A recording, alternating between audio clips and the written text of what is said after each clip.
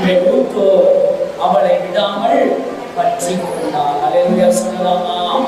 யோசிச்சு பாருங்களேன், எந்த சூழ்நிலையில பற்றி கொண்டார். சில நேரத்துல ஒரு மனுஷனை நம்ம பற்றி கொண்டோமானால் நமக்கு ஏதாவது ஒரு நன்மை நடக்கும், நமக்கு ஏதாவது ஒரு தேவை சந்திக்கப்படும், யாரையா சார்ந்து வாழ்வோம். அதுதானே மனுஷனுடைய இயல்பு.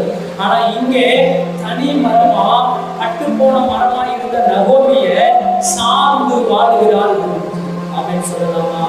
அவ என்ன அவளுடைய மனசுல நினைச்சிட்டு இருந்துச்சுன்னு தெரியாது.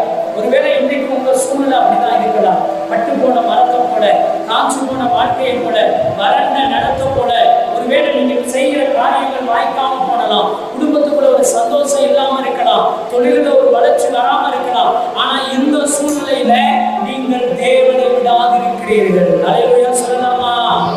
ஒருத்தர் சொல்றத பார்த்தா இல்ல பாஸ்டர், நீங்க சொல்ற மாதிரிலாம் நான் தேவனை என்ன செய்யலைங்க,